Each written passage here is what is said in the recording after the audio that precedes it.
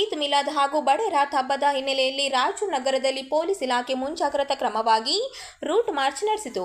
ನಗರದ ಪ್ರಮುಖ ರಸ್ತೆಗಳಲ್ಲಿ ನಡೆದ ರೂಟ್ ಮಾರ್ಚ್ನಲ್ಲಿ ಎಸ್ಪಿ, ಎಎಸ್ಪಿ ಹಾಗೂ ಇಬ್ಬರು ಡಿವೈಎಸ್ಪಿ ನೇತೃತ್ವದಲ್ಲಿ ಸುಮಾರು 200 ಮಂದಿ ಪೊಲೀಸ್ ಅಧಿಕಾರಿಗಳು ಮತ್ತು ಸಿಬ್ಬಂದಿ ಭಾಗವಹಿಸಿದ್ದರು. ಡಿಎಆರ್, ಕೆಎಸ್ಆರ್ಪಿ ಹಾಗೂ ಹೋಮ್ ಗಾರ್ಡ್ ಸಿಬ್ಬಂದಿ ಕೂಡ ರೂಟ್ ಮಾರ್ಚ್ನಲ್ಲಿ ಪಾಲ್ಗೊಂಡು ಹಬ್ಬವನ್ನು ಶಾಂತಿಯುತವಾಗಿ ಆಚರಿಸುವಂತೆ ಸಾರ್ವಜನಿಕರಲ್ಲಿ ಜಾಗೃತಿ ಮೂಡಿಸಿದರು.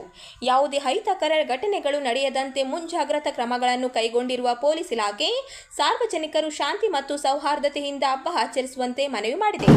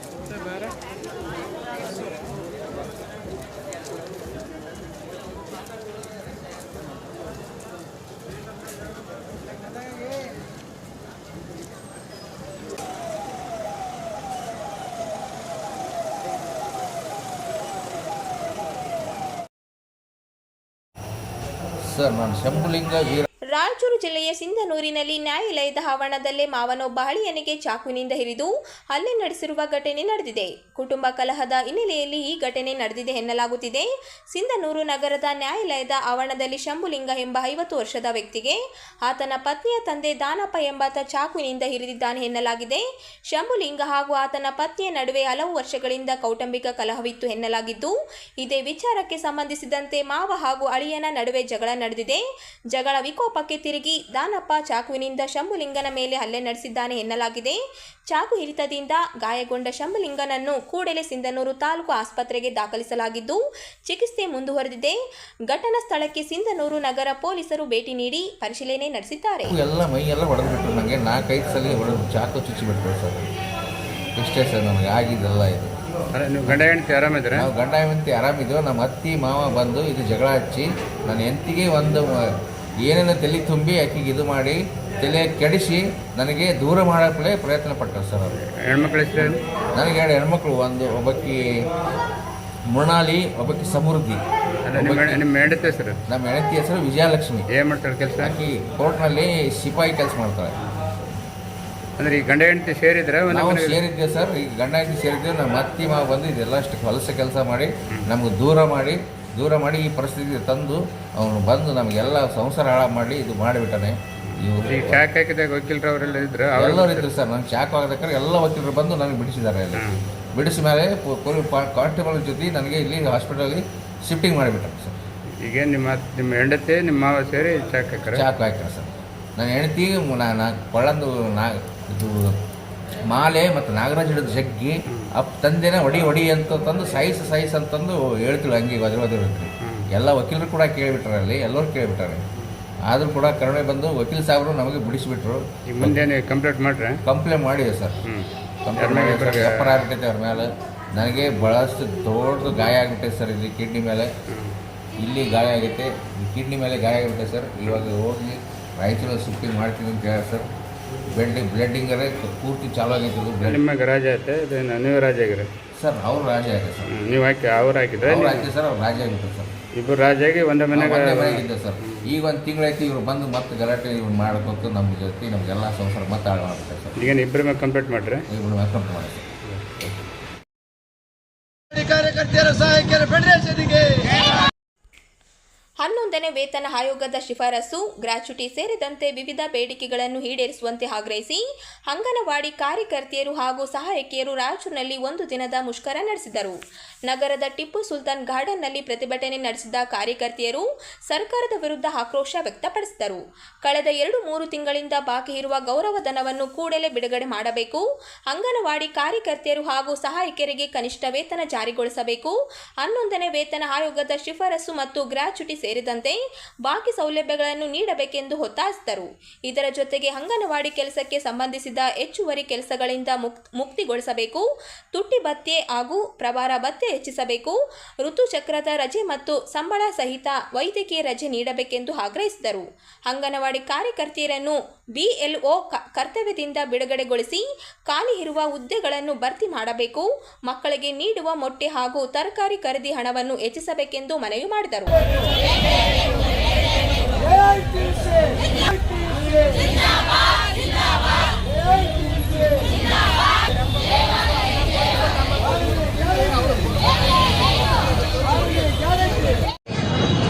ಇಲ್ಲಿಯವರೆಗೆ ಗ್ರಾಚ್ಯುಟಿ ಕೊಡಲೇಬೇಕು ಅಂತೇಳಿ ಕಳೆದ 16 ವರ್ಷಗಳಿಂದ ಹೋರಾಟ ಮಾಡ್ತಾ ಇದ್ರು ಕೂಡ ಕೇವಲ 2011ರವರೆಗೆ ಮಾತ್ರ ಗ್ರಾಚ್ಯುಟಿ ಕೊಡಲಾಗಿದೆ.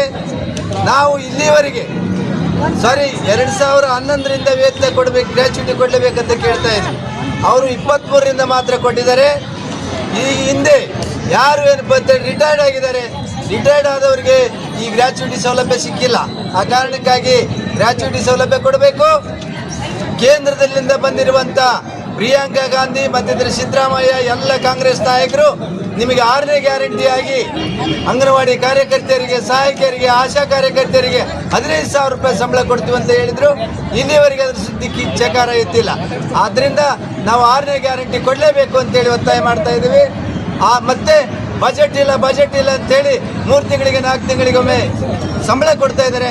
ಪ್ರತಿ ತಿಂಗಳ 10ನೇ ತಾರೀಕಿನೊಳಗಾಗಿ ವೇತನ ಗೌರವಧನ ಕೊಡಬೇಕು ಅಂತೇಳಿ ಒತ್ತಾಯ ಮಾಡ್ತಾ ಇದ್ದೀವಿ. ಅದಲ್ಲದೆ ಗ್ಯಾಸ್ ಬಿಲ್ಲು, ಬಾಡಿಗೆ ಬಿಲ್ಲು, ತರಕಾರಿ ಬಿಲ್ಲು ಅವುಗಳನ್ನು ಸಮರ್ಪಕವಾಗಿ ಕೊಡ್ತಾ ಇಲ್ಲ. ಅವು ಸಮರ್ಪಕ ಕೊಡಬೇಕು. ಮತ್ತು ಆಹಾರ ಧಾನ್ಯಗಳನ್ನು ಕೂಡ ಸಮರ್ಪಕವಾಗಿ ಕ್ವಾಲಿಟಿ ರೂಪದಲ್ಲಿ ಕೊಡ್ತಾ ಇಲ್ಲ. ಅವುಗಳನ್ನು ಕೂಡ ಕ್ವಾಲಿಟಿಯಾಗಿ ಕೊಡಬೇಕು ಅಂತೇಳಿ ಈ ಮೂಲಕ ಒತ್ತಾಯ ಮಾಡ್ತಾ ಇದ್ದೀವಿ.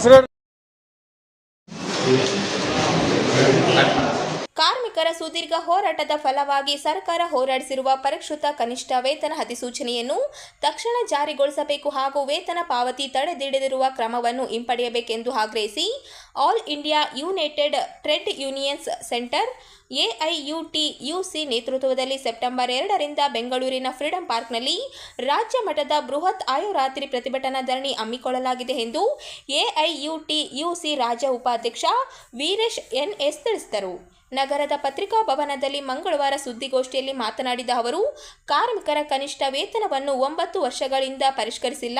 5 ವರ್ಷಗಳೊಮ್ಮೆ ವೇತನ ಪರಿಷ್ಕರಣೆ ಆಗಬೇಕೆಂಬ ನಿಯಮವಿದ್ದರೂ ಉದ್ಯಮಪತಿಗಳ ಹಿತಾಸಕ್ತಿಗಾಗಿ ವಿಳಂಬ ಮಾಡಲಾಗುತ್ತಿದೆ ಎಂದು ಆರೋಪಿಸಿದರು. ಕಾರ್ಮಿಕ ಪ್ರತಿನಿಧಿಗಳು, ಉದ್ಯಮ ಪ್ರತಿನಿಧಿಗಳು ಹಾಗೂ ಕಾರ್ಮಿಕ ಆರ್ಥಿಕ ಕೈಗಾರಿಕೆ ಮತ್ತು ವಾಣಿಜ್ಯ ಇಲಾಖೆಗಳ ಅಧಿಕಾರಿಗಳನ್ನು ಒಳಗೊಂಡ ಕನಿಷ್ಠ ವೇತನ ಸಲಹಾ ಮಂಡಳಿಯಲ್ಲಿ ಹಲವು ಸುತ್ತಿನ ಚರ್ಚೆ ನಡೆಸಿದ ಬಳಿಕ ಸರ್ಕಾರವು 81 ನಿಗದಿತ ಉದ್ಯೋಗಗಳಿಗೆ ಕನಿಷ್ಠ ವೇತನ ಪರಿಷ್ಕರಿಸಿ 2026ರ ಮೇ 22ರಂದು ಅಂತಿಮ ಅಧಿಸೂಚನೆ ಹೊರಡಿಸಿತು.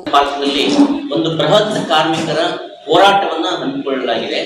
ಸೊ ಈ ಒಂದು ಪ್ರತಿಭಟನೆ ಉದ್ದೇಶ ಏನಂತಂದ್ರೆ, ಏನ್ ಕರ್ನಾಟಕ ರಾಜ್ಯ ಸರ್ಕಾರ ಇತ್ತೀಚೆಗೆ ಕನಿಷ್ಠ ವೇತನನ್ನ ಪರಿಷ್ಕರಣೆ ಮಾಡಿ ರಿವೈಸ್ ಮಾಡಿ ಅಧಿಸೂಚನೆ ಹೊರಡಿಸಿತ್ತು. ಆದರೆ ಅದನ್ನ ಈಗಾಗಲೇ ಹಲವಾರು ಇಲಾಖೆಗಳಲ್ಲಿ ಇಂಪ್ಲಿಮೆಂಟ್ ಕೂಡ ಮಾಡಿದ್ರು, ಜಾರಿ ಕೂಡ ತಂದಿದ್ರು. ಸೊ ಬೇರೆ ಬೇರೆ ಸಮಾಜ ಕಲ್ಯಾಣ ಅಥವಾ BCM, ಮೈನಾರಿಟಿ ಅಥವಾ KPTCL, ಜೆಸ್ಕಾಂ ಈ ತರ ಬೇರೆ ಬೇರೆ ಕಡೆ ಇದನ್ನ ಲಾಗು ಮಾಡಿದ್ರು. ಕಾರ್ಮಿಕರಿಗೆ 1 ತಿಂಗಳು 2 ತಿಂಗಳು ಪೇಮೆಂಟ್ ಕೂಡ ಬಂದಿತ್ತು. ಆದರೆ ಇದರ ಮಧ್ಯೆ ಏಕಾಏಕಿಯಾಗಿ ಕರ್ನಾಟಕ ರಾಜ್ಯ ಸರ್ಕಾರ ಇದನ್ನ ಮತ್ತೆ ಪುನಃ ಪರಿಶೀಲನೆ ಮಾಡಬೇಕನ್ನೋ ಹೆಸರಿನಲ್ಲಿ ತಡೆ ಹಿಡಿದಿರ್ತಕ್ಕಂಥದ್ದು ಅತ್ಯಂತ ಖಂಡನೀಯವಾಗಿರ್ತಕ್ಕಂಥದ್ದು. ಇದನ್ನು ಯಾರು ಒಪ್ಪಕ್ಕಾಗಲ್ಲ. ಇಡೀ ಕನಿಷ್ಠ ವೇತನ ಕಾಯ್ದೆ ಅಂತಕ್ಕಂಥದ್ದು ಜಾರಿ ಬಂದಾಗ್ಲಿಂದ ಹಿಡಿದು ಇಲ್ಲಿವರೆಗೆ ನಮ್ಮ ರಾಜ್ಯದಲ್ಲಂತೂ ಈ ತರದ ಘಟನೆ ಎಂದೂ ಕೇಳಿಲ್ಲ, ನೋಡಿಲ್ಲ. ಅಂದ್ರೆ ಸರ್ಕಾರ ತಾನೇ ಹೊರಡಿಸಿರ್ತಕ್ಕಂಥ ಆದೇಶ, ಒಂದು ಅಧಿಸೂಚನೆಯನ್ನ, ಅದು ಶಾಸನಬದ್ಧವಾಗಿರ್ತಕ್ಕಂಥ ಒಂದು ಹಕ್ಕು. ಸೊ ಅದು ಏನು ಯಾವುದು ದಾನ ಅಲ್ಲ, ಯಾವುದೇ ಸರ್ಕಾರ ಗಿಫ್ಟ್ ಅಲ್ಲ ಕೊಡಬೇಕಾಗಿರ್ತಕ್ಕಂಥದ್ದು, ಅದು ಒಂದು ಸ್ಟ್ಯಾಚ್ಯೂಟರಿ, ಅದು ಬೆನಿಫಿಟ್. ಆ ಒಂದು ಶಾಸನದತ್ತವಾಗಿರ್ತಕ್ಕಂಥ ಸೌಲಭ್ಯವನ್ನ ಸರಿಯಾದ ಒಂದು ಪ್ರಕ್ರಿಯೆ ಮೂಲಕ, ವಿಧಾನದ ಮೂಲಕ ಅದನ್ನ ಏನ್ ನಿರ್ಧರಿಸಲಾಗಿದೆ ಅದನ್ನ ಆದೇಶಿಸಿ ಈಗ ಮತ್ತೆ ಅದನ್ನ ಹಿಂಪಡಿತಕ್ಕಂಥ ಕ್ರಮ ಏನಿದೆಯಲ್ಲ, ಇದು ಭಾರಿ ಹಿನ್ನಡೆ. ಕಾರ್ಮಿಕ ವರ್ಗಕ್ಕೆ, ಇಡೀ ರಾಜ್ಯದ ಕೋಟ್ಯಾಂತರ ದುಡಿಯೋ ಜನತೆಗೆ ಇದು ಭಾರಿ ದೊಡ್ಡ ಮೋಸ ಆಗತ್ತೆ. ಇದು ಸರ್ಕಾರ ಬಗೆತಕ್ಕಂಥ ದ್ರೋಹ ಆಗತ್ತೆ ಅಂತ ನಾವು ಪರಿಗಣಿಸ್ತಾ ಇದೀವಿ. ಯಾಕೆಂತಂದ್ರೆ ಕರ್ನಾಟಕ ರಾಜ್ಯ ಸರ್ಕಾರ ಇದನ್ನ ಮಾಡಬಾರ್ದಿತ್ತು, ಈಗಾಗ್ಲೇ ಬಹಳ ವಿಳಂಬ ಆಗಿದೆ.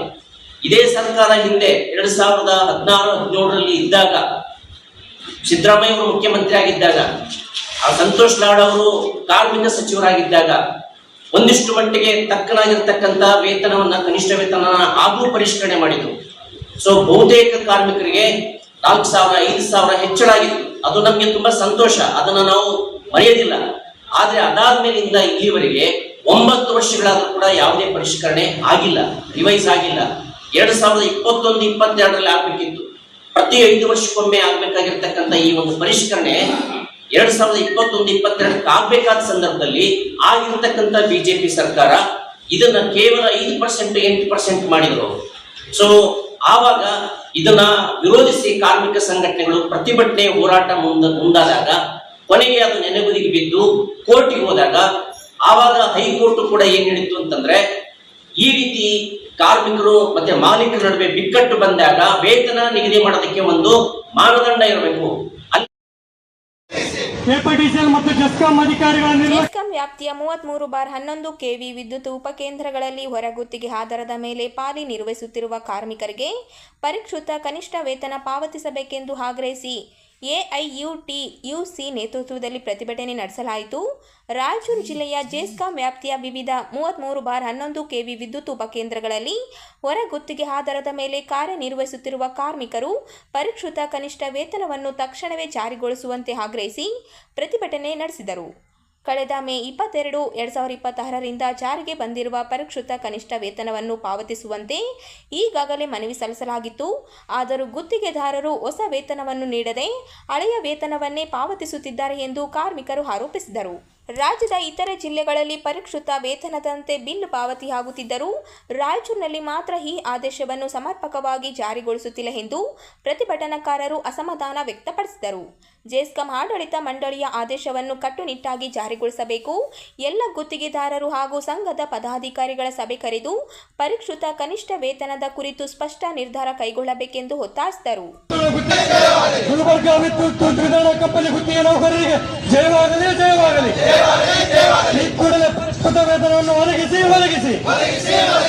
ನಮ್ಮ ಕೆಪಿಟಿಸಿಎಲ್ ಜೆಸ್ಕಾಂ ಇಲಾಖೆಯವರು ಕೂಡ ಪರಿಷ್ಕೃತ ವೇತನವನ್ನು ಬಿಡುಗಡೆ ಆದರೂ ಕೂಡ ಗುತ್ತಿಗೆದಾರರು ಆ ವೇತನವನ್ನು ಪಾವತಿ ಮಾಡೋಕ್ಕೆ ಹಿಂದೇಟು ಹಾಕುತ್ತಿದ್ದಾರೆ. ಇದಕ್ಕೆ ಮೂಲ ಮಾಲೀಕರಾದಂತಹ ಕೆಪಿಟಿಸಿಎಲ್ ಜೆಸ್ಕಾಂ ಅಧಿಕಾರಿಗಳು ಕೂಡ ಇದಕ್ಕೆ ಆದೇಶ ಆಗಿದೆ, ಬಿಲ್ ಪಾಸ್ ಆಗ್ತಿದೆ, ಆ ಪ್ರಕಾರ ವೇತನ ಪಾವತಿ ಮಾಡಿ ಅಂತ ಕೂಡ ಅವರು ಹೇಳ್ತಾ ಇಲ್ಲ ಗುತ್ತಿಗೆದಾರರಿಗೆ. ಹಾಗಾಗಿ ಇದರಿಂದ ನಮಗೆ ಸುಮಾರು 2.5 ತಿಂಗಳಿಂದ ಏನೊಂದು ವೇತನ ಹೆಚ್ಚಳ ಆಯ್ತು ಅಂತೇಳಿ ನಾವು ಸಂತೋಷ ಪಡ್ತಿದ್ದೀವಿ. ಆ ವೇತನ ನಮ್ಮ ಜೇಬಿಗೆ ಸೇರ್ತಾ ಇಲ್ಲ. ಹಾಗಾಗಿ ನಾವು ಈ ದಿನ ಏನೋ ಇವತ್ತು ಪ್ರತಿಭಟನೆ ಹಮ್ಮಿಕೊಂಡಿದ್ದೇವೆ. ಕೆಪಿಟಿಸಿಎಲ್ ಮತ್ತು ಜೆಸ್ಕಾಂ ಅಧಿಕಾರಿಗಳು ಬಂದ್ಬಿಟ್ಟು ಈ ಜಾಗಕ್ಕೆ ಏನು ನಮ್ಮ ಸಮಸ್ಯೆನ ಆಲಿಸಬೇಕು. ಒಂದು ವೇಳೆ ಇದಕ್ಕೆ ಸ್ಪಂದಿಸದಿದ್ದರೆ ನಾವು ಇವತ್ತು 14 ದಿನಗಳ ನೋಟಿಸ್ ಇಶ್ಯೂ ಮಾಡಿ ಕಾರ್ಮಿಕ ಇಲಾಖೆಗೆ 14 ದಿನ ನಂತರ ನಮ್ಮ ಬೇಡಿಕೆ ಈಡೇರಿದರೆ ನಾವು ಎಲ್ಲ ವಿದ್ಯುತ್ ಉಪಕೇಂದ್ರಗಳಲ್ಲಿ ಕೆಲಸ ಸ್ಥಗಿತಗೊಳಿಸಿ ಮುಷ್ಕರಕ್ಕೆ ನಾವು ಮುನ್ನಡೆಯುತ್ತಿದ್ದೇವೆ. ನನ್ನ ಹೆಸರು ಇದೇ ತಿಂಗಳು 27ರಿಂದ ಮುಂಬರುವ ಕಲಿಯುಗದ ಕಾಮಧೇನು ನಂಬಿದ ಭಕ್ತರ ಕಲ್ಪವೃಕ್ಷವಾಗಿ ವಿರಾಜಿಸುತ್ತಿರುವ ಶ್ರೀ ರಾಘವೇಂದ್ರ ಗುರು ಸಾರ್ವಭೌಮರ 355ನೇ ಆರಾಧನಾ ಮಹೋತ್ಸವವು ಆಗಸ್ಟ್ 27ರಿಂದ ಸೆಪ್ಟೆಂಬರ್ 2ರವರೆಗೆ ಮಂತ್ರಾಲಯದ ಶ್ರೀ ರಾಘವೇಂದ್ರ ಸ್ವಾಮಿ ಮಠದಲ್ಲಿ ಸಪ್ತರಥೋತ್ಸವ ಅಂಗವಾಗಿ ವೈಭವದಿಂದ ನಡೆಯಲಿದೆ ಎಂದು ಮಠದ ಪೀಠಾಧಿಪತಿ ಶ್ರೀ ಸುಬದೇಂದ್ರ ತೀರ್ಥ ಸ್ವಾಮೀಜಿ ತಿಳಿಸಿದರು. ಮಂತ್ರಾಲಯದ ಶ್ರೀ ರಾಘವೇಂದ್ರ ಸ್ವಾಮಿ ಮಠದಲ್ಲಿ ಮಂಗಳವಾರ ಸುದ್ದಿಗೋಷ್ಠಿಯಲ್ಲಿ ಮಾತನಾಡಿದ ಅವರು, ವಿಶ್ವದ ವಿವಿಧೆಡೆ ಹಾಗೂ ದೇಶದ ನಾನಾ ಭಾಗಗಳಲ್ಲಿ ಭಕ್ತರ ಭಕ್ತರು ರಾಘವೇಂದ್ರ ಸ್ವಾಮಿಗಳ ಆರಾಧನೆಯನ್ನು ಆಚರಿಸುತ್ತಾರೆ. ಆದರೆ ರಾಯರ ಮೂಲ ಬೃಂದಾವನವಿರುವ ಮಂತ್ರಾಲಯದಲ್ಲಿ ವಿಶೇಷ ಹಾಗೂ ವೈಭವಪೂರ್ಣವಾಗಿ ಆರಾಧನಾ ಕಾರ್ಯಕ್ರಮಗಳು ನಡೆಯಲಿವೆ ಎಂದರು. ಆಗಸ್ಟ್ 27ರಂದು ಧ್ವಜಾರೋಹಣ, ಉಪಕರ್ಮ ಸೇರಿದಂತೆ ವಿವಿಧ ಧಾರ್ಮಿಕ ಕಾರ್ಯಕ್ರಮಗಳು ನಡೆಯಲಿವೆ. ಸಂಜೆ ಧ್ಯಾನ ಪೂಜೆ, ಲಕ್ಷ್ಮೀ ಪೂಜೆ, ಗೋಪೂಜೆ ಹಾಗೂ ಅಶ್ವ ಪೂಜೆ ನೆರವೇರಲಿದೆ. ಆಗಸ್ಟ್ 28ರಂದು ಉಪಕರ್ಮ ಶಾಖೋತ್ಸವ. 355ನೇ ವರ್ಷದ ಆರಾಧನಾ ಮಹೋತ್ಸವ ಇದೇ ತಿಂಗಳು 27ರಿಂದ ಮುಂಬರುವ ಸೆಪ್ಟೆಂಬರ್ 2ನೇ ತಾರೀಕು ತನಕ ಸಪ್ತರಾತ್ರೋತ್ಸವ ಕಾರ್ಯಕ್ರಮ ಅನ್ನುವಂಥದ್ದು ಮಂತ್ರಾಲಯ ಕ್ಷೇತ್ರದಲ್ಲಿ, ಅದೇ ರೀತಿಯಾಗಿ ವಿಶ್ವದ ಬೇರೆ ಬೇರೆ ಕಡೆಗೆ ರಾಘವೇಂದ್ರ ಸ್ವಾಮಿಗಳವರ ಭಕ್ತರೆಲ್ಲ ಆಚರಣೆ ಮಾಡ್ತಾ ಇರ್ತಕ್ಕಂಥದ್ದು ನಿಮಗೆಲ್ಲ ತಿಳಿದಂಥ ವಿಷಯ. ರಾಘವೇಂದ್ರ ಸ್ವಾಮಿಗಳವರ ಮೂಲ ಬೃಂದಾವನ ಸ್ಥಳವಾದ ಮಂತ್ರಾಲಯದಲ್ಲಿ ವಿಶೇಷವಾದ ರೀತಿಯಲ್ಲಿ ಆರಾಧನಾ ಕಾರ್ಯಕ್ರಮ ಇಲ್ಲಿ ನಡೀತದೆ. 27ನೇ ತಾರೀಕು ಅವತ್ತು ಧ್ವಜಾರೋಹಣ, ಅದೇ ರೀತಿಯಾಗಿ ಉಪಕರ್ಮ ಮೊದಲಾದಂತಹ ಕಾರ್ಯಕ್ರಮಗಳು. ಇನ್ನು ವಿಶೇಷವಾಗಿ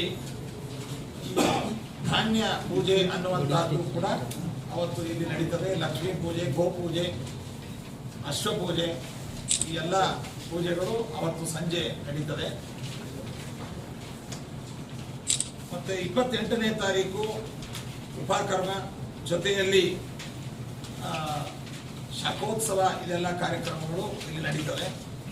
ಅವತ್ತು ತಮ್ಮೆಲ್ಲರಿಗೂ ತಿಳಿದ ಹಾಗೆ ನೂತನವಾಗಿ ನಿರ್ಮಿಸಿದಂತಹ ಪರಿಮಳ ಪುಷ್ಕರಣಿಯಲ್ಲಿ ತೆಪ್ಪೋತ್ಸವದ ಕಾರ್ಯಕ್ರಮ ಸಂಜೆ 6:30ರಿಂದ 7 ಗಂಟೆ ಆ ಪ್ರಾಂತದಲ್ಲಿ ನಡೀತದೆ. 29ನೇ ತಾರೀಕು ರಾಘವೇಂದ್ರ ಸ್ವಾಮಿಗಳವರ ಪೂರ್ವಾರಾಧನಾ ಮಹೋತ್ಸವ. ಆ ಪೂರ್ವಾರಾಧನಾ ಮಹೋತ್ಸವದ ವಿಶೇಷ ಅಂತಂದರೆ ಒಂದು ತೆಪ್ಪೋತ್ಸವ, ಇನ್ನೊಂದು ನಮ್ಮ ಶ್ರೀಮಠದ ಪ್ರತಿಷ್ಠಿತ ಪ್ರಶಸ್ತಿಯಾದ ರಾಘವೇಂದ್ರ ಅನುಗ್ರಹ ಪ್ರಶಸ್ತಿ ಪ್ರದಾನ. ಹೊರಗಿನ ಯೋಗಿ ಆಗಸ್ಟ್ನಿಂದ 6 ಸೆಪ್ಟೆಂಬರ್ವರೆಗೆ ಪ್ರವಾದಿ ಮೊಹಮ್ಮದ್ ಸಲಾಂ ಸೀರತ್ ಅಭಿಯಾನವನ್ನು ನಡೆಯಲಿದೆ. ಅಭಿಯಾನದ ಶೀರ್ಷಿಕೆ ಕ್ರಾಂತಿಯ ಜ್ಯೋತಿ ಪ್ರವಾದಿ ಮೊಹಮ್ಮದ್ ಸಲಾಂ ಎಂಬುದಾಗಿದೆ. ಪ್ರವಾದಿ ಮೊಹಮ್ಮದ್ ಸಲಾಂ ಜಗತ್ತಿಗೆ ತಂದ ಸಮಗ್ರ ಕ್ರಾಂತಿ ಸತ್ಯ, ನ್ಯಾಯ, ಕರುಣೆ, ಮಾನವ ಸಮಾನತೆ, ಮಾನವ ಘನತೆ ಹಾಗೂ ಮನುಕುಲದ ಏಕತೆ ಮೇಲೆ ಸ್ಥಾಪಿತವಾಗಿದೆ. ಅವರು ಜನರ ಮನಸ್ಸನ್ನು ಸಂಸ್ಕರಿಸಿ ಅವರ ನೈತಿಕ ಮತ್ತು ಚಾರಿತ್ರ್ಯವನ್ನು ಶುದ್ಧೀಕರಿಸುವ ಮೂಲಕ ವ್ಯಕ್ತಿಗಳನ್ನು, ಸಮಾಜವನ್ನು ಪರಿವರ್ತಿಸಿದರು. ಅವರ ಕ್ರಾಂತಿ ಅಪ್ಪಟ ಮಾನವೀಯ ಕ್ರಾಂತಿಯಾಗಿತ್ತು. ಅವರು ಹಾಗೂ ಮಾನವ ಜೀವನದ ಆಧ್ಯಾತ್ಮಿಕ, ಸಾಮಾಜಿಕ, ಕೌಟುಂಬಿಕ, ಆರ್ಥಿಕ, ಶೈಕ್ಷಣಿಕ, ಆಡಳಿತ ಎಲ್ಲ ಕ್ಷೇತ್ರಗಳಲ್ಲಿ ಬೆಳಗಿಸಿದ ಕ್ರಾಂತಿಯಾಗಿತ್ತು. ಸುಭಿಕ್ಷೆ ಮತ್ತು ನಿರ್ಭಯತ್ವ ಸಮಾಜ ನಿರ್ಮಾಣ ಅವರ ಗುರಿಯಾಗಿತ್ತು. ಪ್ರವಾದಿ ಮೊಹಮ್ಮದ್ ಸಲಾಂ ಈ ಸಂದೇಶವನ್ನು ಕನ್ನಡ ಜನತೆಗೆ ಪರಿಚಯಿಸುವುದು, ತಪ್ಪು ಕಲ್ಪನೆಗಳನ್ನು ಹೋಗಲಾಡಿಸುವುದು, ಪರಸ್ಪರ ಬಾಂಧವ್ಯಗಳನ್ನು ಬಲಪಡಿಸುವುದು ಈ ಅಭಿಯಾನದ ಉದ್ದೇಶವಾಗಿದೆ. ಅಭಿಯಾನದ ಪ್ರಯುಕ್ತ ಖ್ಯಾತ ಸಾಹಿತಿ ಹಾಗೂ ಗ್ರಂಥಕರ್ತ ಯೋಗೇಶ್ ಮಾಸ್ಟರ್ ಅವರು ಬರೆದ ಮಾನವ ಮನಸ್ಸಿನ ಕೃಷಿಕ ಮನದೊಡನೆ ಪ್ರವಾದಿ ಮೊಹಮ್ಮದ್ ಸಲಾಂ ಹಾಗೂ ವಾರ್ತಾ ಭಾರತಿಗೆ ದಿನಪತ್ರಿಕೆ ಪ್ರಧಾನ ಸಂಪಾದಕರಾದ ಅಬ್ದುಲ್ ಸಲಾಂ ಕುತ್ಗಿ ಅವರು ಬರೆದ ಸಮಗ್ರ ಕ್ರಾಂತಿಯ ಜ್ಯೋತಿ ಬೆಳಗಿಸಿದ ಪ್ರವಾದಿ ಮೊಹಮ್ಮದ್ ಸಲಾಂ ಎಂಬ ಈ 2 ಕೃತಿಗಳನ್ನು ರಾಜ್ಯಾದ್ಯಂತ ಬಿಡುಗಡೆಗೊಳಿಸಲಾಗುವುದು. ಅಭಿಯಾನದ ಪ್ರಯುಕ್ತ ರಾಜ್ಯಾದ್ಯಂತ ವೈಯಕ್ತಿಕ ಭೇಟಿ, ಕ್ರಾಂತಿಯ ಜ್ಯೋತಿ ಪ್ರವಾದಿ ಮೊಹಮ್ಮದ್ ಸಲಾಂ ಎಂಬ ಶೀರ್ಷಿಕೆಯಲ್ಲಿ ವಿಚಾರಗೋಷ್ಠಿ, ಸಾರ್ವಜನಿಕ ಸಮಾವೇಶಗಳು, ಸಂವಾದ ಕಾರ್ಯಕ್ರಮಗಳು, ಚರ್ಚಾಗೋಷ್ಠಿಗಳು, ಸೀರತ್ ಪ್ರವಚನ, ಸೀರತ್ ಎಕ್ಸಿಬಿಷನ್, ಸಮಾಜ ಸೇವೆ ಚಟುವಟಿಕೆಗಳು, ಸೌಹಾರ್ದ ಸಂದೇಶ ರ್ಯಾಲಿಗಳು, ಹೀಗೆ ಅನೇಕ ಕಾರ್ಯಕ್ರಮಗಳನ್ನು ನಾವು ಹಮ್ಮಿಕೊಂಡಿದ್ದೇವೆ. ಸರ್ ಕೊಡ್ತಾ ಇದ್ದೀವಿ. ನಾಳೆನಿಂದ 26ರಿಂದ ದಿನ ಮತ್ತೆ ನಾವು ಹಾಸ್ಪಿಟಲ್ ವಿಸಿಟ್ ಕೊಡ್ತಾ ಇದ್ದೀವಿ. ಮತ್ತೆ ಕೆರೆಗಳಲ್ಲಿ ಸಾಮಾನ್ಯ ಜನರಿಗೆ ಹೋಗಿ ಪ್ರವಾದಿ ಸಂದೇಶಗಳನ್ನು ಮುಟ್ಟಿಸೋದು, ಅನ್ನ ಇಲ್ಲದವರಿಗೆ ಅನ್ನ ಸಮರ್ಪಣೆ, ಬಟ್ಟೆ ಇಲ್ಲದವರಿಗೆ ಬಟ್ಟೆ, ಈಗ ವಿವಿಧ ಸಮಾಜಮುಖಿ ಕಾರ್ಯಗಳನ್ನು ಅವರ ಜನ್ಮದ ಪ್ರಯುಕ್ತ ನಾವು ನಮ್ಮ ನಗರದಲ್ಲಿ ಇನ್ನು ಅನೇಕ ಶಾಲೆಗಳಲ್ಲಿ ಸ್ಪರ್ಧೆಗಳನ್ನು ಪ್ರವಾದಿ ಜನ್ಮದ ಕುರಿತು ಹೀಗೆ ಹಲವು 10 ಕಾರ್ಯಕ್ರಮಗಳನ್ನು ಹಮ್ಮಿಕೊಂಡಿದ್ದೇವೆ. ತಾವೆಲ್ಲರೂ ಸಹಕಾರ ಮಾಡಿ ಇದನ್ನು ಪತ್ರಿಕೆಗಳಲ್ಲಿ ಪ್ರಕಟಿಸಿ. ಜಿಲ್ಲೆಯಲ್ಲಿ ನಾವು ಸ್ಥಾಪನೆ ಮಾಡುವ ಒಂದು ಉದ್ದೇಶದಿಂದ ನಮ್ಮ ರಾಯಚೂರು ಜಿಲ್ಲಾ ಘಟಕವನ್ನು ನಾವು ಉದ್ಘಾಟನೆಗೆ ಹಮ್ಮಿಕೊಂಡಿದ್ದೇವೆ. ಸೊ ಈ ಒಂದು ಕಾರ್ಯಕ್ರಮಕ್ಕೆ ನಮ್ಮ ಎಲ್ಲ ಕ್ರೈಸ್ತ ಬಾಂಧವರು ಹೆಚ್ಚಿನ ಸಂಖ್ಯೆಯಲ್ಲಿ ಬಂದು ಈ ಒಂದು ಕಾರ್ಯಕ್ರಮವನ್ನು ಯಶಸ್ವಿಗೊಳಿಸಬೇಕಾಗಿ ನಾನು ಮಾಧ್ಯಮ ಮಿತ್ರರ ಮೂಲಕ ಕೋರುತ್ತೇನೆ. ಕಾರ್ಯಕ್ರಮ 10:30 ಗಂಟೆಗೆ ನಮ್ಮ ರಂಗಮಂದಿರದಲ್ಲಿ. ಉದ್ದೇಶ ಏನಂತಂದರೆ, ಒಂದು ಈಗ ಎಲ್ಲ ಬೇರೆ ಬೇರೆ ನಮ್ಮ ಸಮಾಜದಲ್ಲಿ ನೋಡ್ತಾ ಇದ್ದೇವೆ. ನಮ್ಮ ಸಮಾಜಕ್ಕೆ ಅಂದರೆ ಕ್ರೈಸ್ತ ಸಮಾಜ, ಕ್ರೈಸ್ತ ಅಂದರೆ ಸಮಾಜ ಬಂತು, ಧರ್ಮ ಬಂತು. ಸೊ ಹಂಗಾಗಿ ನಾವೊಂದು ಕ್ರೈಸ್ತ ಸಂಘಟನೆ ಮಾಡಬೇಕಂತೇಳಿ ಈ ಒಂದು ಸಂಘಟನೆಯನ್ನು ಪ್ರಾರಂಭ ಮಾಡ್ತಾ ಇದ್ದೇವೆ. ಈ ಸಂಘಟನೆ ಸಂಸ್ಥಾಪಕರು ಪ್ರಜ್ವಲ್ ಸ್ವಾಮಿ ಅವರು ಬರ್ತಾರೆ. ಸೊ ಮುಖ್ಯ ಅತಿಥಿಗಳಾಗಿ ಇರುವಂಥ ನಮ್ಮ ವಸಂತ್ ಕುಮಾರ್ ಅವರು ಬರ್ತಾರೆ. ಸ್ಥಳೀಯ ಶಾಸಕರಾಗಿರುವಂಥ ಡಾಕ್ಟರ್ ಶಿವರಾಜ್ ಪಟೇಲ್ ಸರ್ ಬರ್ತಾರೆ. ನಾವು ಆಲ್ಮೋಸ್ಟ್ ನಮ್ಮ ಇಲ್ಲಿ ನಗರದಲ್ಲಿರುವಂಥ ಎಲ್ಲ MLA ಮತ್ತು ರೂರಲ್ MLA ಎಲ್ಲರಿಗೂ ನಾವು ಒಂದು ಮಾಹಿತಿ ಕೊಟ್ಟಿದ್ದೇವೆ. ಅವರಿಗೆ ಇನ್ವಿಟೇಷನ್ ಕೊಟ್ಟಿದ್ದೇವೆ ಅಂತೇಳಿ ನಮಗೆ ಬೆಂಬಲವನ್ನು ತಂದು ನಾವೊಂದು ಗುಂಪನ್ನು ಒಂದು ಸಂಘವನ್ನು ಉದ್ಘಾಟನೆ ಮಾಡಲಿಕ್ಕೆ ಹೋಗ್ತಾ ಇದ್ದೇವೆ. ಈ ಒಂದು ಉದ್ಘಾಟನೆಯಲ್ಲಿ ನಾವು ನೋಡ್ತಾ ಇದ್ದೇವೆ. ಈ ಒಂದು ಉದ್ಘಾಟನೆ ಮಾಡ್ತಕ್ಕಂಥವರು ಸನ್ಮಾನ್ಯ ಶ್ರೀ ಅಜಯ್ ಧರ್ಮಸಿಂಗ್ ಅವರು ಮತ್ತು ಈ ಅಧ್ಯಕ್ಷರು ಬಂದು ಸನ್ಮಾನ್ಯ ಶ್ರೀ ಸಹೋದರ ಪ್ರಜ್ವಲ್ ಸ್ವಾಮಿಯವರು. ಇವರು ಕರ್ನಾಟಕ ಸ್ಟೇಟ್ ಒಂದು ಅಧ್ಯಕ್ಷರಾಗಿರ್ತಾರೆ ರಾಷ್ಟ್ರದ. ಮತ್ತು ಈ ಸಂದರ್ಭದಲ್ಲಿ ನಮ್ಮ ರಾಯಚೂರು ಜಿಲ್ಲೆಯಲ್ಲಿರ್ತಕ್ಕಂಥ ಎಲ್ಲ ಗಣ್ಯ ವ್ಯಕ್ತಿಗಳು ನಾವು ನೋಡ್ತೇವೆ. ಇಲ್ಲಿದ್ದಾರೆ ಸನ್ಮಾನ್ಯ ಶ್ರೀ ವಸಂತ್ ಕುಮಾರ್ ಅವರು ಮತ್ತು ಸನ್ಮಾನ್ಯ ಡಾಕ್ಟರ್ ಎಸ್ ಶಿವರಾಜ್ ಪಟೇಲ್ ಅವರು ಮತ್ತು ಸನ್ಮಾನ್ಯ ಶ್ರೀ ಬಸನಗೌಡ ಗದ್ದಲ್ ಅವರು ಮತ್ತು ಸನ್ಮಾನ್ಯ ಶ್ರೀ ಕೆ ಶಿವನಗೌಡ ಮಹಾನಾಯಕರು ಮತ್ತು ಸನ್ಮಾನ್ಯ ಶ್ರೀ ರವೀಂದ್ರ ಜಲ್ದಾರ್ ಅವರು ಬರ್ತಾ ಇದ್ದಾರೆ. ಸನ್ಮಾನ್ಯ ಶ್ರೀ ವಿರೂಪಾಕ್ಷ ಅವರು ಇರ್ತಾರೆ. ಸನ್ಮಾನ್ಯ ಶ್ರೀ ಹೂವಿನ ಜಿಲ್ಲಾಧ್ಯಕ್ಷರಿರ್ತಾರೆ. ಸನ್ಮಾನ್ಯ ಶ್ರೀ NS ಬೋಸ್ನಾಗ್ ಇರ್ತಾರೆ. ಸನ್ಮಾನ್ಯ ಶ್ರೀ ಜಿ ಕುಮಾರ್ ನಾಯಕರು ಇರ್ತಾರೆ. ಸನ್ಮಾನ್ಯ ಶ್ರೀ ಹಂಪನಗೌಡ ಬಾದಲ್ ಇರ್ತಾರೆ. ಸನ್ಮಾನ್ಯ ಶ್ರೀ ಪಾಪರೆಡ್ಡಿ ಅವರು ಇರ್ತಾರೆ. ಎಷ್ಟು ಇಲಾಖೆಯ ಬಾಕಿ ವೇತನ 4 ತಿಂಗಳ ಬಾಕಿ ವೇತನ ಬಿಡುಗಡೆ ಮಾಡಿ ಜೂನ್ ತಿಂಗಳಿಂದ ಪರಿಷ್ಕೃತ UTUC ಜಿಂದಾಬಾದ್. ಹಾಸ್ಟೆಲ್ ಕಾರ್ಮಿಕರ ಹೋರಾಟ ಚಿರಾಯವಾಗಲಿ. ಅಷ್ಟಕ್ಕೂ ಬಾಕಿ ವೇತನ ಕೊಡುವ ಇಲಾಖೆಗೆ ಧಿಕ್ಕಾರ. ಬಾಕಿ ವೇತನ ಈ ಕೂಡಲೇ ಬಾಕಿ ವೇತನ ಬಿಡುಗಡೆ ಮಾಡಿ ಪರಿಷ್ಕೃತ ವೇತನವನ್ನು ಕೊಡಲೇಬೇಕು. 4 ತಿಂಗಳ ಬಾಕಿ ವೇತನ ಕೊಡದ ಇಲಾಖೆಗೆ ಧಿಕ್ಕಾರ. ಎಸ್ಟಿ ಕಾರ್ಮಿಕರ ಬಾಕಿ ವೇತನ ಕೊಡಲೇಬೇಕು. ಬಾಕಿ ಎಸ್ಟಿ ಇಲಾಖೆಯ ಬಾಕಿ ವೇತನ 4 ತಿಂಗಳ ಬಾಕಿ ವೇತನ ಬಿಡುಗಡೆ ಮಾಡಿ ಜೂನ್ ತಿಂಗಳಿಂದ ಪರಿಷ್ಕೃತ UTUC ಜಿಂದಾಬಾದ್. ಹಾಸ್ಟೆಲ್ ಕಾರ್ಮಿಕರ ಹೋರಾಟ ಚಿರಾಯವಾಗಲಿ. ಅಷ್ಟಕ್ಕೂ ಬಾಕಿ ವೇತನ ಕೊಡುವ ಇಲಾಖೆಗೆ ಧಿಕ್ಕಾರ. ಬಾಕಿ ವೇತನ ಈ ಕೂಡಲೇ ಬಾಕಿ ವೇತನ ಬಿಡುಗಡೆ ಮಾಡಿ ಪರಿಷ್ಕೃತ ವೇತನವನ್ನು ಕೊಡಲೇಬೇಕು. 4 ತಿಂಗಳ ಬಾಕಿ ವೇತನ ಕೊಡದ ಇಲಾಖೆಗೆ ಧಿಕ್ಕಾರ. ಎಸ್ಟಿ ಕಾರ್ಮಿಕರ ಬಾಕಿ ವೇತನ ಕೊಡಲೇಬೇಕು. ಬಾಕಿ ವಸತಿ ನಿಲಯ ಕಾರ್ಮಿಕರ ಸಂಘ AIUTUCಗೆ ಸಂಯೋಜಿತವಾಗಿರ್ತಕ್ಕಂಥ ನಮ್ಮ ಜಿಲ್ಲಾ ಸಮಿತಿಯಿಂದ ಇವತ್ತು ಪರಿಶಿಷ್ಟ ವರ್ಗಗಳ ಕಲ್ಯಾಣ ಇಲಾಖೆ ST ಇಲಾಖೆ 4 ತಿಂಗಳ ಬಾಕಿ ವೇತನ ಇವತ್ತು ನಿಂದಿರಿಸಿದ್ದಾರೆ. ಇವತ್ತು ಕಾರ್ಮಿಕರು ಅವರ ಮಕ್ಕಳ ಶಿಕ್ಷಣಕ್ಕಾಗಿರ್ಬೋದು, ಜೀವನ ನಡೆಸೋದಕ್ಕೆ ಭಾಳ ದುಬಾರಿಯಾಗಿದೆ. ಸರ್ಕಾರ ಇವತ್ತು ಜಿಲ್ಲಾ ಪಂಚಾಯತ್ ಯಾಕೆ ಇವತ್ತು ತಡೆ ಹಿಡಿದಿದ್ದಾರೆ ಅಂತಕ್ಕಂಥದ್ದನ್ನ ಇವತ್ತು ಉತ್ತರ ಕೊಡಬೇಕು. ರಾಯಚೂರು ಜಿಲ್ಲಾ ಪಂಚಾಯತ್ ನಾವು ಕೇಳಕ್ಕೆ ಇಷ್ಟಪಡ್ತೀವಿ. ಆದರೆ ST ಇಲಾಖೆ ಅಧಿಕಾರಿಗಳು ಸಹಿತ ಇದರ ಬಗ್ಗೆ ಮೌನ ವಹಿಸಿದ್ದಾರೆ. ಜೂನ್ನಿಂದ ಪರಿಷ್ಕೃತ ವೇತನ ಆಗಬೇಕು, ಅದನ್ನು ಸಹಿತ ಬಿಡುಗಡೆ ಆಗಿಲ್ಲ. ಆದ್ದರಿಂದ ಇವತ್ತು ಪ್ರತಿಭಟನಾ ಧರಣಿ ಇಟ್ಕೊಂಡಿದ್ದೀವಿ. ಇವತ್ತೇನಾದರೂ ಅದಕ್ಕೆ ಉತ್ತರ ಕೊಡಬೇಕು. ಇಲ್ಲದೇ ಅದರ ಮುಂದಿನ ದಿನಗಳಲ್ಲಿ ಹಾಸ್ಟೆಲ್ಗಳನ್ನ ಬಂದ್ ಮಾಡಿ ನಾವು ಪ್ರತಿಭಟನೆ ಇಳಬೇಕಾಗತ್ತಂತ ಹೇಳಕ್ಕೆ ಇಷ್ಟಪಡ್ತೀನಿ. ಮಹೇಶ್ ಚಿಕ್ಕಲ್ಬರ್ವಿ, ನಮ್ಮ AIUTUC ಜಿಲ್ಲಾ ಕಾರ್ಯದರ್ಶಿ.